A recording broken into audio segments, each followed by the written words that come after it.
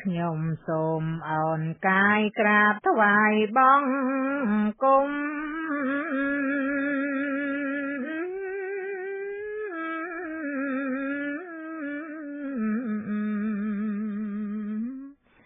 ឆ្នាំព្រះបាទលើភ្នំសមនកោតស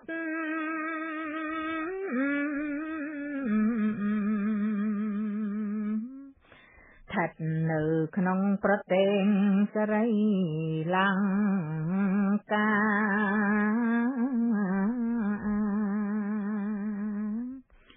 ដែលព្រះសាងស្តាទ្រង់បានជន់ទុកខ្ញុំសូមលើកហាត់ដោយសទ្ធា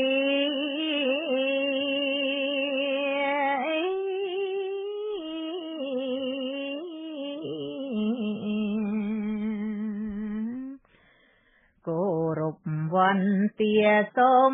បានក្តីសុខ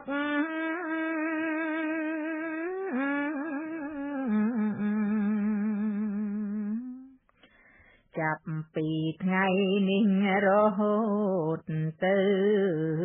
មុខ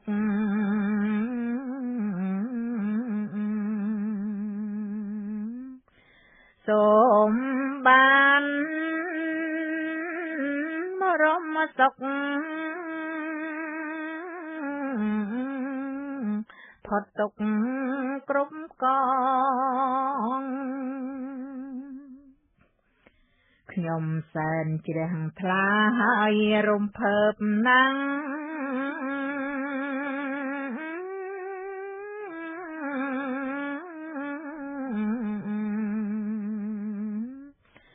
ព្រោះលោកគ្រូម្ចាស់បានដើរត្រសង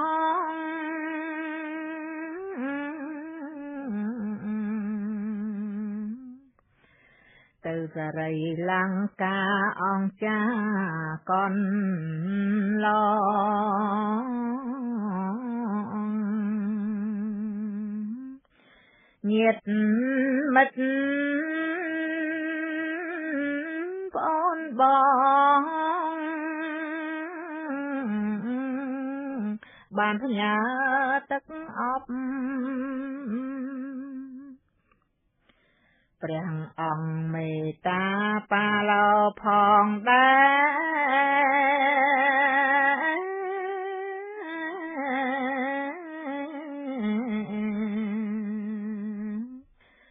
បានទៅដង្ហែព្រះទាមានភព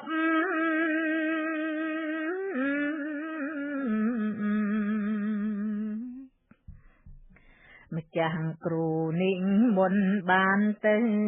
គោរព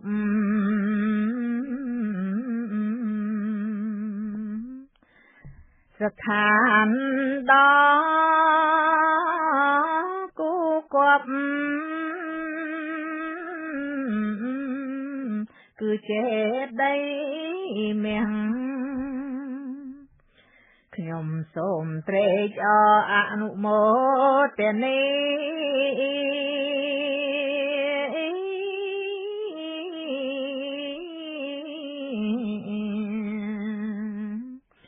ចំពោះសទ្ធាអ្នកវៀងវៃឆ្លៀង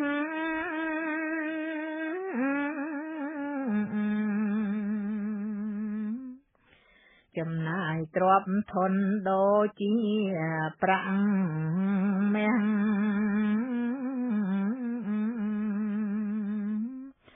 បុណ្យពរពេញពាំង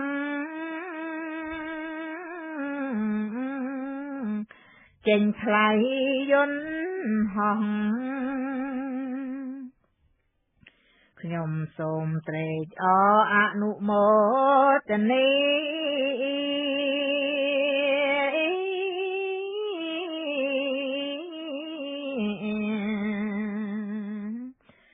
ចំពោះសទ្ធាអ្នកមានអសប្បុរស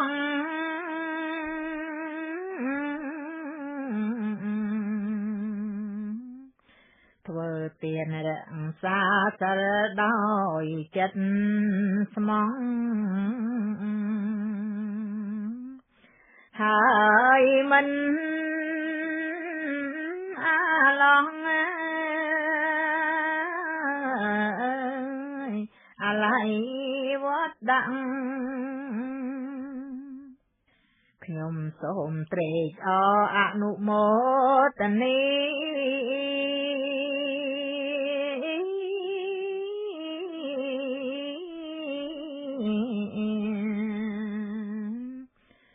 បុណ្យច្រើនមហិមាបុណ្យហូ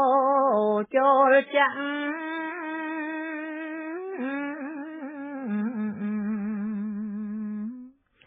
អគ្គបណ្ឌិតបុណ្យច្រើនពិតជាក់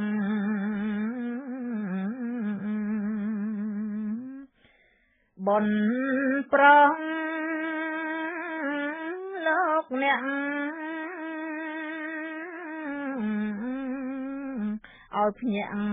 រកត្រូវខ្ញុំសូមត្រេកអរអនុមោទនា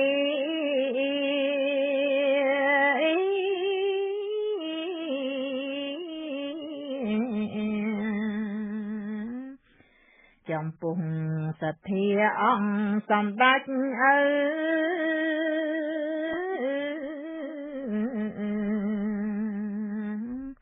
ចូលប្រាក់កសាងចេតិយឋិតនៅ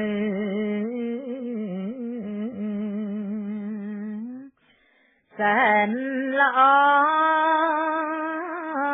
ពេកៅលើកំពូលភ្នំព្រះចេតិយខ្ពស់ពិតមានសេរី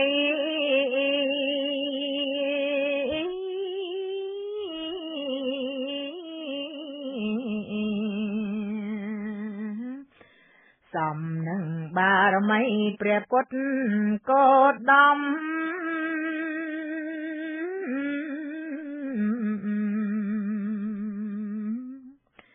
ប្រទេសយើងនឹងចម្រើនថ្កើងថ្កុំ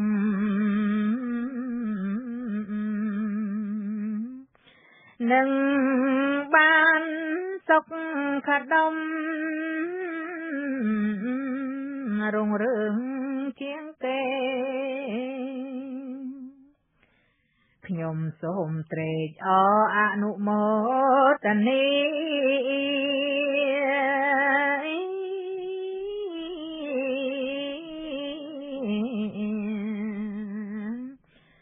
ចំពោះសទ្ធាសែនល្អមៀងមេ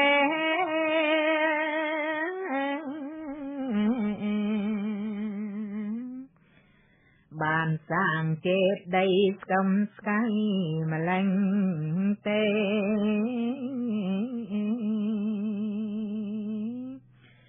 កិរី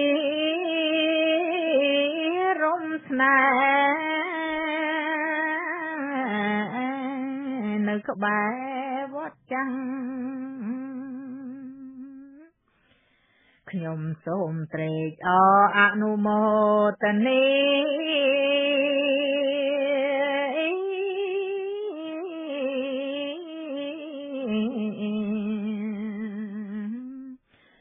ចំពោះសទ្ធាដ៏សែនល្អឡាំង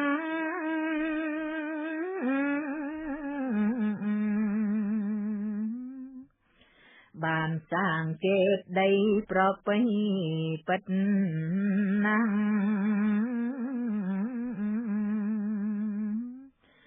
ចំការ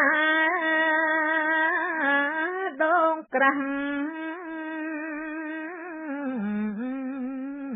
ហៅថាធុដងខ្ញុំសូមត្រេកអរអនុមោ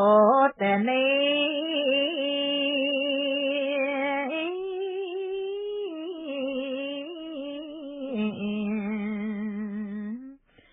ចំពោះសទ្ធានាំគ្នាប្រៀបប្រង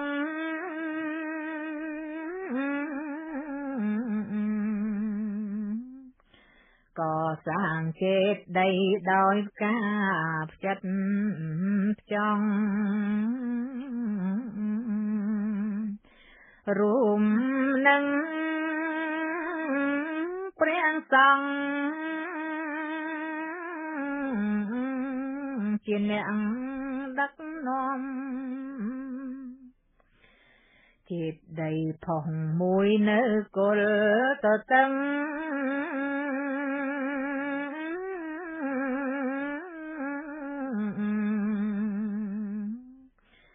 ដោយការខំប្រឹងកម្លាំងរូបរួម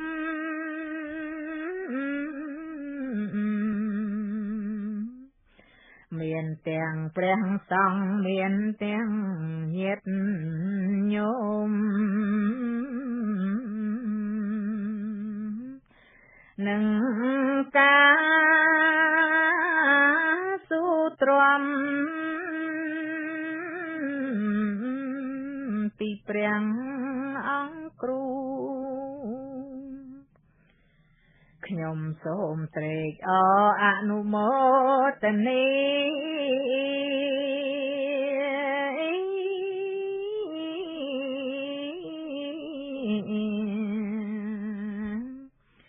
ចំពោះសត្វធាសបរងតស៊ូ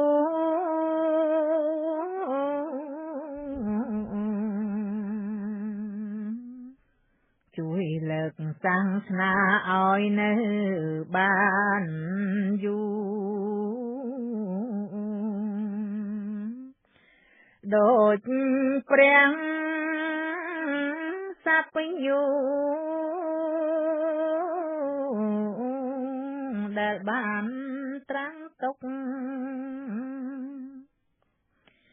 ខ្ញុំសូមត្រេកអរអនុមោ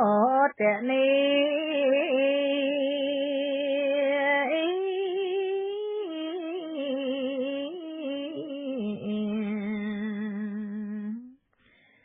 ដល់អ្នកគ្រប់គ្នាដឹងគុណឪពុក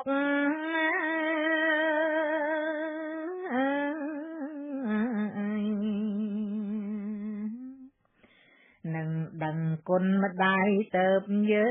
ងបានសុខ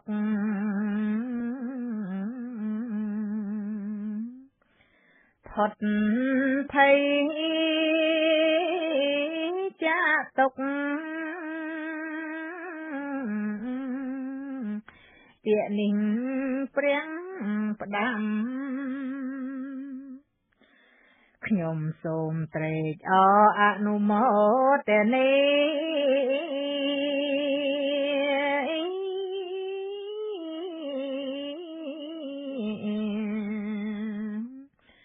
ដែលអ្នកគ្រប់គ្នាធ្វើបញ្ញកម្ម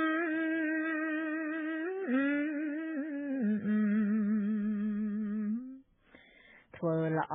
រាល់ថ្ងៃជាប់ជាប្រចាំ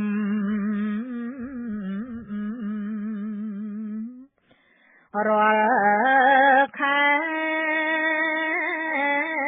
រាល់ឆ្នាំ